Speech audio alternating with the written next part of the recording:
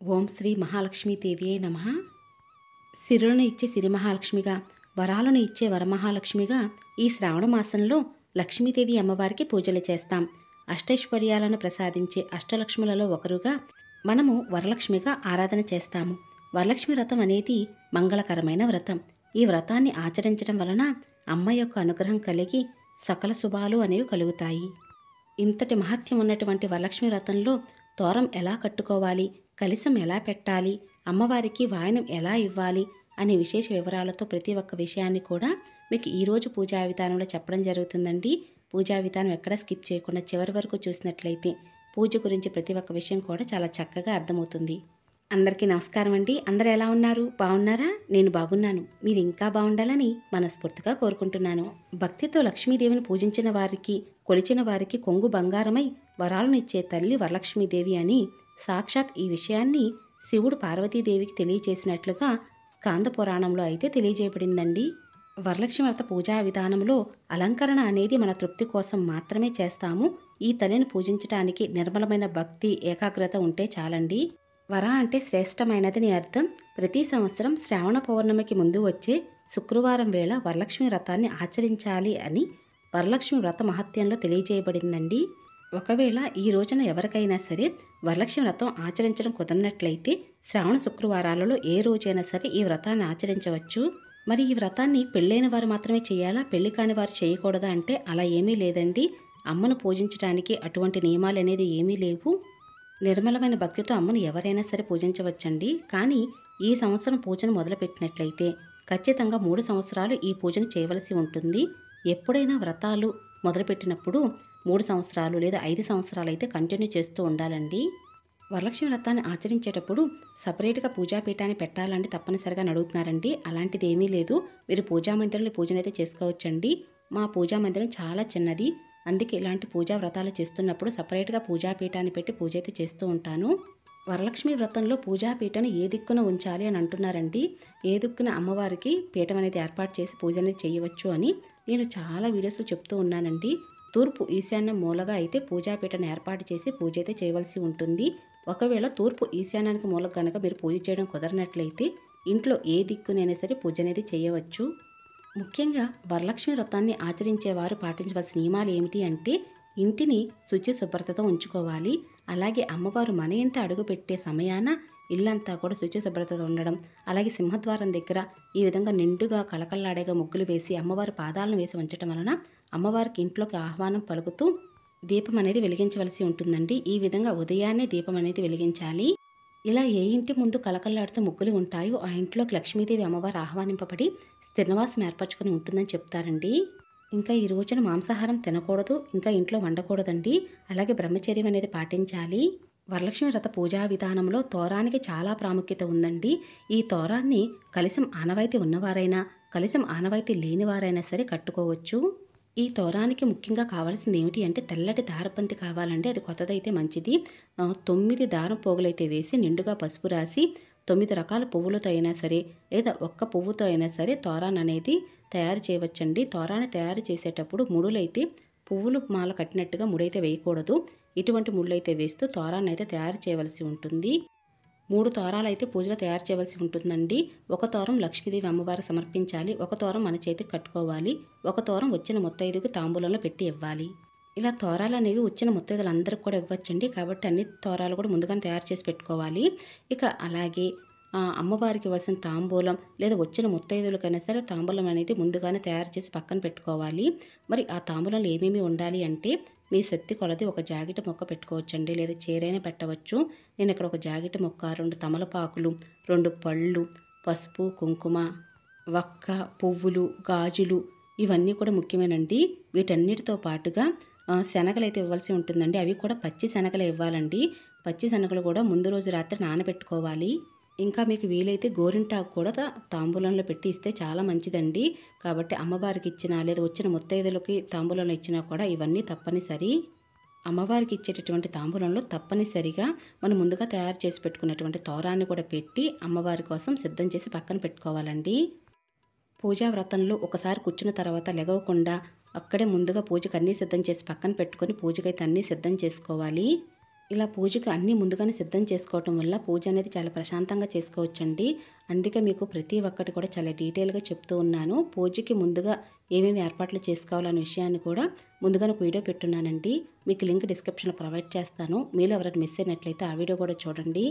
మనలో చాలామందికి కూడా ఇలా అమ్మవారిని అలంకరణ చేసి చీరలు కట్టి నగలు వేసి అమ్మవారి ఫేసులతోటి అలంకరణ చేసే పద్ధతి ఉండొచ్చు ఉండకపోవచ్చండి. కాబట్టి ఇలానూ అమ్మవారికి అలంకరణ చేసుకోవచ్చు, లేదంటే అమ్మవారి పటానికి కూడా అలంకరణ అనేది చేసుకోవచ్చండి. ఇదంతా కూడా మన తృప్తి కోసమేనండి. వరలక్ష్మి వ్రతాన్ని ఆచరించేటప్పుడు ఎక్కడైతే మనం పూజ చేస్తున్నామో మీరు ముందుగానే ఇల్లంతా శుభ్రం చేసినప్పటికీ కూడా పూజ చేసే సమయాన కూడా అదే ప్రదేశంలో కొద్దిగా నీటితోటి శుభ్రం చేసుకొని లేదా జాజితో కానీ లేదా గోమయంతో కానీ ఒకసారి తుడిచి ముగ్గులైతే వేయవలసి ఉంటుందండి.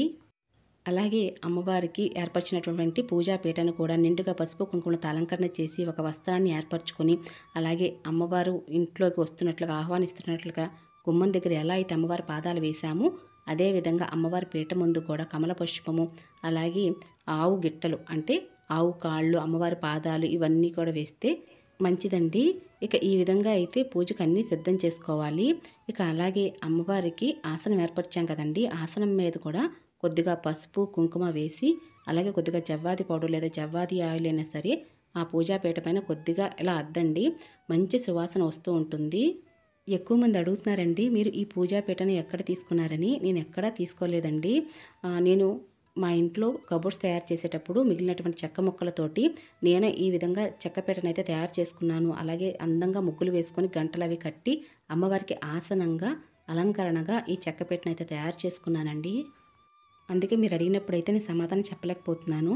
ఇక అలాగే 2 తమలపాకుల మీద కొంచెం బియ్యం పోసి అమ్మవారి పటాన్ని అయితే పెట్టుకోవాల్సి ఉంటుంది. అంటే అమ్మవారికి అలంకరణ చేశాం కదా పైన, మరి కింద కూడా పటం పెట్టుకోవాలా అంటే పెట్టుకోవాలండి.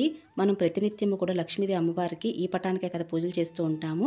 కాబట్టి వరలక్ష్మి వ్రత పూజా విధానంలో కూడా లక్ష్మీదేవి అమ్మవారి పటాన్ని అయితే పెట్టుకోవాల్సి ఉంటుంది. నేను అమ్మవారి పటానికి కూడా శారీ డ్రాపింగ్ అది చేశాను కదండి. ఈ విధంగా నేను 2 సంవత్సరాలుగా అమ్మవారికి ప్రతి శ్రావణ మాసంలో కూడా శారీని మారుస్తూ ప్రతినిత్యము కలకలలాడుతూ లక్ష్మీదేవి అమ్మవారి పటం అయితే మా పూజా మందిరంలో ఇలానే ఉంటుందండి. కొన్ని పనులైతే పూజకు ముందుగానే చేసుకోవాల్సి ఉంటుంది. కాబట్టి ముందుగానే నేను దీపపు కుందులన్నీ కూడా శుభ్రం చేసుకొని అలాగే గంధం కుంకుమ బొట్లతో అలంకరణ చేశానండి. నేను ఈ సంవత్సరం వరలక్ష్మి వ్రత పూజల కోసం అని చెప్పి నేను అమ్మవారి పటం పక్కన చుట్టుపక్కల పెట్టినటువంటి స్టెప్ దియాస్ అయితే తీసుకున్నానండి. కాలన్ స్టెప్స్ చాలా రీజనబుల్ ప్రైస్కే తీసుకున్నానండి. కాబట్టి మీరు ఎవరికైనా ఇంట్రెస్ట్ ఉన్నట్లయితే వారి యొక్క కాంటాక్ట్ నెంబర్స్ అన్నీ కూడా మీకు డిస్క్రిప్షన్లో పెడతాను, ఒకసారి చూడండి. నేను పూజ చేసే స్థలంలోనే కాకుండా నేను దీపం వెలిగించేటటువంటి ఆయిల్లో కూడా కొద్దిగా జవ్వాది పౌడర్, కొద్దిగా జవ్వాది ఆయిల్ కూడా ఎక్కువగా వేస్తూ ఉంటానండి. ఎందుకంటే పూజ చేసేంతసేపు కూడా దీపం వెలుగుతూ ఉంటుంది, మంచి సువాసన కూడా వెదజల్లుతూ ఉంటుందని. ఇక అమ్మవారికి ఎంతో ఇష్టమైన సుగంధభరితమైన సువాసన వచ్చేటట్టు పూలతో అలంకరణ చేయండి. మీ దగ్గర తామర గింజల మాల ఉన్నా, లేదంటే గాజుల మాల ఉన్న, చిట్టి గాజుల మాల ఉన్న, లక్ష్మీ గవ్వల మాల ఉన్నా సరే వేయవచ్చు. ఒకవేళ పువ్వులు తక్కువగా ఉన్నా కూడా 2 పువ్వులు పెట్టి పత్తి వస్త్రమైనా సరే అమ్మవారికి అలంకరణ చేయవచ్చండి.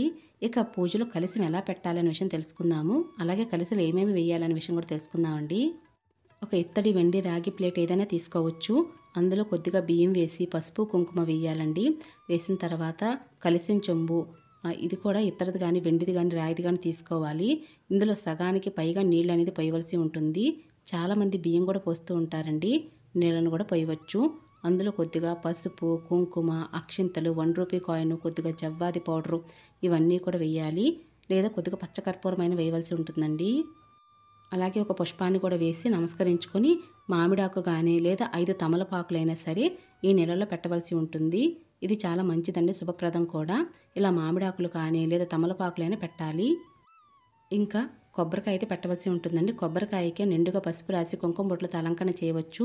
నా దగ్గర అమ్మవారి ఫేస్ ఉందని చెప్పి నేనైతే జాకెట్ ముక్క ఫోల్డింగ్ చేసి అమ్మవారి ఫేస్ అయితే అలంకరణ చేద్దాం అనుకుంటున్నానండి. ఇంకా కలశానికి గంధం కుంకుమ బొట్లతో అలంకరణ చేయాలి. ఇలా కుంకుమ బొట్టు పెట్టిన తర్వాత అమ్మవారి యొక్క ఫేస్ ఉన్నా లేదా ఇలాగే ఈ విధంగానే కలశాన్ని పూజలు అయితే పెట్టుకోవచ్చండి. నేను అమ్మవారి ఫేస్ అయితే పెట్టుకుంటున్నాను. అమ్మవారి ఫేస్కి కూడా చక్కగా గంధం కుంకుమ బొట్లతో అలంకరణ చేశానండి. అలాగే 9 పోగులు దారానికి నిండుగా పసుపు రాసి ఒక పసుపు కొమ్ముకి ముడైతే వేసి అమ్మవారి కలశానికి అయితే వేయవలసి ఉంటుందండి. మీ దగ్గర కొత్త బంగారు కాసు ఉన్నా కూడా ఆ కాసుకు కూడా ఇలా 9 పోగులు ఉన్నటువంటి తెల్ల దారాన్ని అయితే కట్టి అమ్మవారి మెడలో వేయవలసి ఉంటుంది. లేదా మీ దగ్గర పాత కాసు ఉన్నా కూడా ఆ కాసుని కూడా పాలల్లో శుద్ధి చేసి ఆ తర్వాత దానికి కూడా నిండుగా పసుపు కుంకుమ బొట్లు పెట్టి 9 పోగులు దారం వేసి ఇలా కలశానికి అలంకరణ చేయవలసి ఉంటుందండి. కలశం అలంకరణలో వరలక్ష్మీదేవి అమ్మవారు ఎంతో అందంగా ఉన్నారు కదండి. మనమే అమ్మవారికి అలంకరణ చేసి ఇంతలాగా తీర్చిదిద్దామేమో అనుకుంటాం, కానీ అదంతా అమ్మే చేయించుకుంటుందండి. నాకు ఇలా కావాలి అని మన చేతులతోటి అమ్మవారి చేయించుకుంటారు. నేనైతే ఇదే నమ్ముతానండి. ఇంకా అలాగే పూజలో అన్నీ సిద్ధం చేసుకున్నాం అనుకుంటున్నాం, కానీ ఆదిదేవుడైన వినాయకుడిని కూడా పూజలో పెట్టుకోవాలండి. ఇలా పూజా వ్రతాలు చేస్తున్నప్పుడు ఇంట్లో విగ్రహం ఉన్నప్పటికీ కూడా పసుపు వినాయకుని పూజలో పెట్టుకుంటే చాలా అంటే చాలా మంచిది. ముందుగానే బొట్టు పెట్టి ఆవాహనం చేయకుండా పూజకి అన్నీ సిద్ధం చేసుకొని ఇక దీపారాధన చేస్తాము అనుకున్న సమయానికి బొట్టు పెట్టి ఆవాహనం చేయవలసి ఉంటుందండి. పూజలు ఎన్ని దీపాలు వెలిగించాలని అయితే ఏమీ లేదండి, ఎన్ని దీపాలైనా వెలిగించవచ్చు. దీపపు కాంతుల మధ్యన అమ్మవారిని చూస్తున్నప్పుడు మనసు చాలా తృప్తిగా అనిపిస్తుంది. అందుకే నేను పూజలు ఎక్కువగా దీపాలు వెలిగిస్తూ ఉంటాను. పూజల కోసం కొత్తగా తీసుకున్న ఈ కోలం స్టెప్ దియాస్ అయితే నాకు చాలా బాగా నచ్చాయండి. అమ్మవారి పటానికి దీటుగా ఇరుపక్కల కూడా అమ్మవారికి పక్కనే ఈ దీపపు కాంతులలో అమ్మవారిని చూస్తున్నప్పుడు ఎంతో కళగా కనిపిస్తున్నారు. ఇక పూజకు అన్నీ సిద్ధం చేసుకున్నట్లే పూజకు ముందుగా దీపలక్ష్మికి నమస్కారం చేసుకోవాలి. ఇక ఆదిదేవుడైన వినాయకుడికి అయితే పూజ చేయవలసి ఉంటుందండి. షోడశోపచారాలతో కానీ లేదా పంచోపచారాలతో కానీ పూజ అయితే చేయవచ్చండి. షోడశోపచారాలు అంటే 16 ఉపచారాలతో వినాయకుడిని పూజించవలసి ఉంటుంది. పంచోపచారాలు అంటే 16 ఉపచారాలు లేదా 5 ఉపచారాలతో అయినా సరే పూజ అనేది చేయవచ్చు.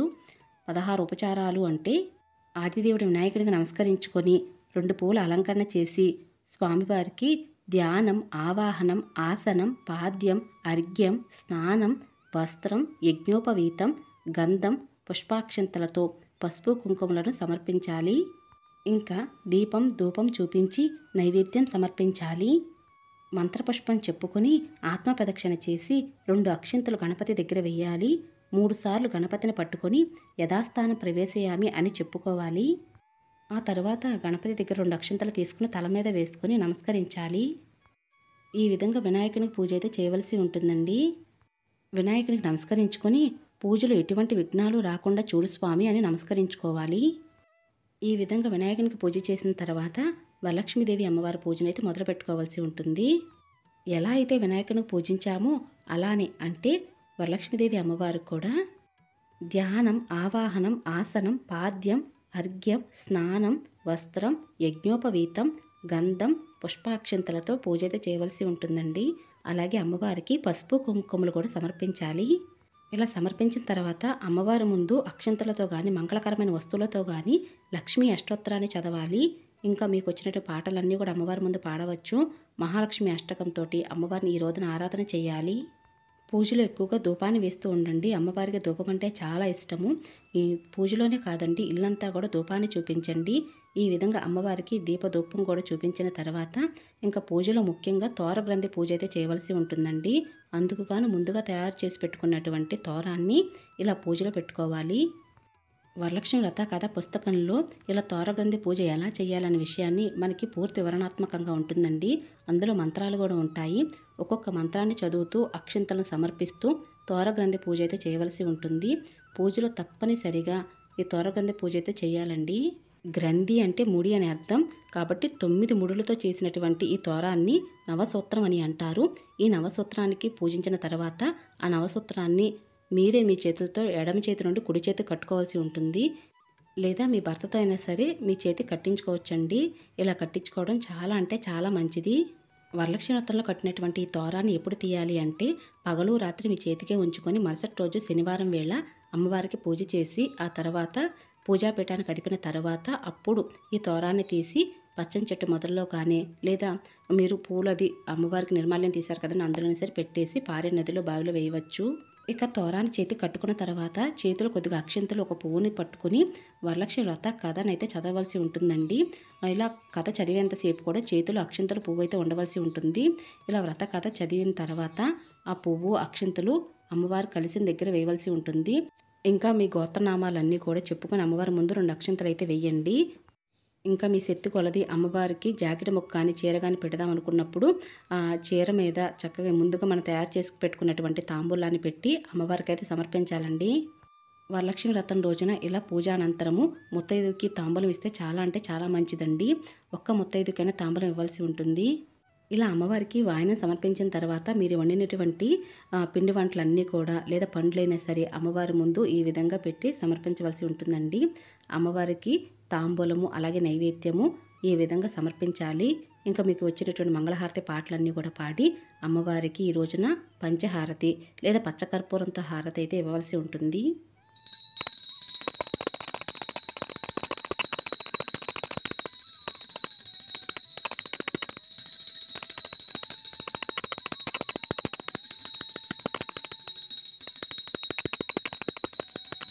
సిరిలిచ్చే ఆ సిరి మహాలక్ష్మికి ఈ విధంగా దీపధూప నైవేద్యాలను సమర్పించి నిర్మలమైన భక్తి శ్రద్ధలతో అమ్మవారిని అయితే పూజించవలసి ఉంటుంది. ఈ రోజున ఉపవాసం ఉండాలని అవసరం లేదండి. కాబట్టి ఈ రోజున మాంసాహారం తినకుండా బ్రహ్మచర్యం పాటిస్తూ అమ్మవారికి ఉదయం వేళ సాయంత్రం వేళ కూడా పూజ చేసుకోండి. ఈరోజు శుక్రవారం కాబట్టి అమ్మవారిని పూజించాము కాబట్టి ఈరోజైతే పూజాపీఠాన్ని కదపకండి. మరుసటి రోజు అంటే శ్రావణ శనివారం వేళ ఉదయం వేళ కూడా అమ్మవారిని పూజించుకుని దీపం ఉండగానే పూజాపీఠాన్ని కదపవలసి ఉంటుంది. అలాగే మధ్యాహ్నం 12 గంటల్లోపే దీపం గగనమైన తర్వాత పూజాపీఠాన్ని కదిపి అంతా తీయవలసి ఉంటుంది.